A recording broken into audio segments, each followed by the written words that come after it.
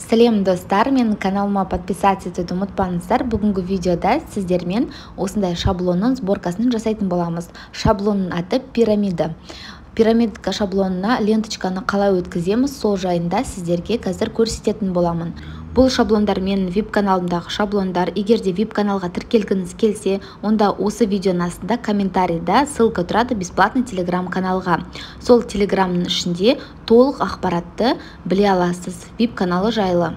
Міне осындай шаблонды сіз мысалы қыз ұзатуға, сырға салуға, құдалыққа, тойға, свадьбаға мысалы жазуын жазып, мысалы бала болса қыз ұзату деп тұр, осының орнына сіз мысалы құдалық 1000 жылдық болсын деп, жаңағы Дамир и Анеля деп мысалы той күнін жазсаңыз болады, астына өзіңіздің қалаған жазуды, қалаған тексті жаза аласыз.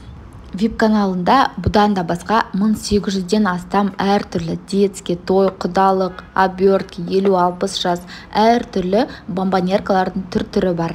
Егер де VIP каналы жайында ақпаратты жаңағы білгіңіз келсе, онда астында комментарийға басыңыз, немесе осы Instagram арқылы толық ақпаратты біле аласыз. Енді шаблонымызды жинап кірісейік. Міне пирамидка. Осындай пирамидканың әртүрлі түстері де болады каналдың ішінде.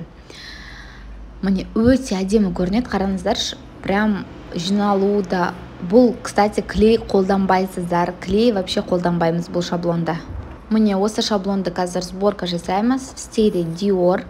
Өте әдемі көрінеді, қараңыздар, прям классно. Нау линиялары барлығы көрініп тұр. Осы линия бойынша беговканы жасаймыз. Беговканы шаблонды қиып болғаннан кейін немесе қазір жасаса да болады. Міне шаблонды, мен бірінші шаблонды қиып алам, одан кейін бірақ беговкасын жасаймын.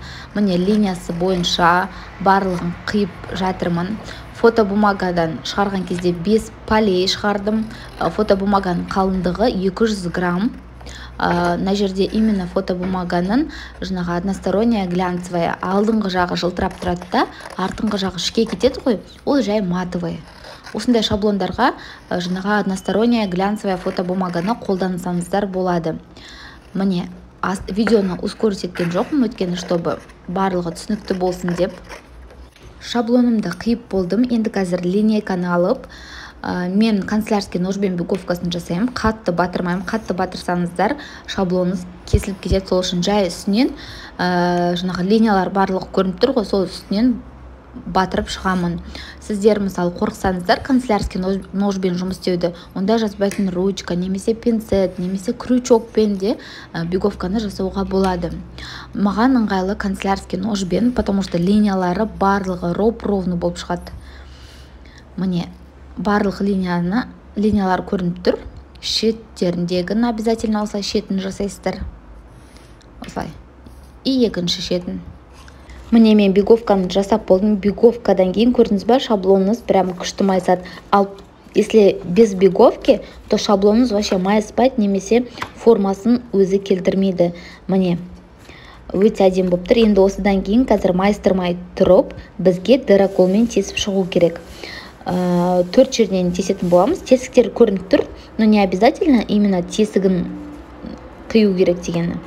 Жай былай тесіп шықсаңыз болады. Дыроколдың бағасы примерно 400, 500, 600 теңгедей тұрады.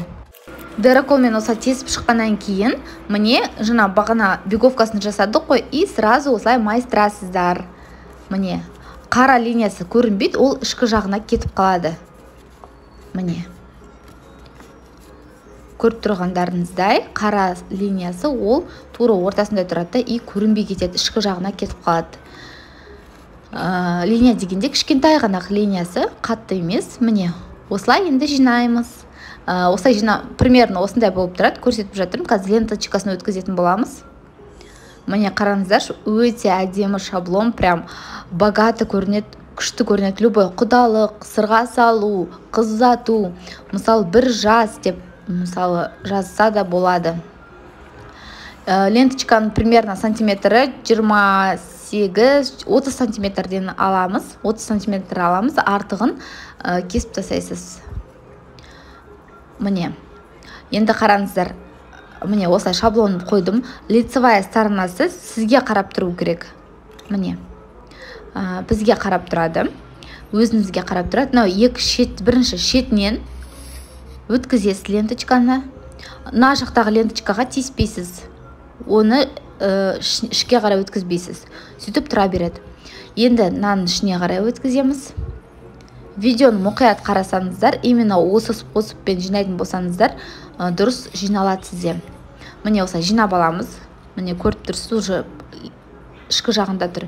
Енді осыны сыртынан кигізесіздер, келесі бетіне.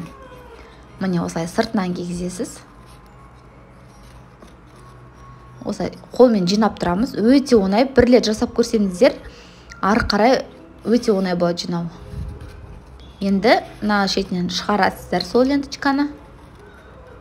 Міне жиналып тұр. Именно пирамиданың ленточкасын осылай жинайды.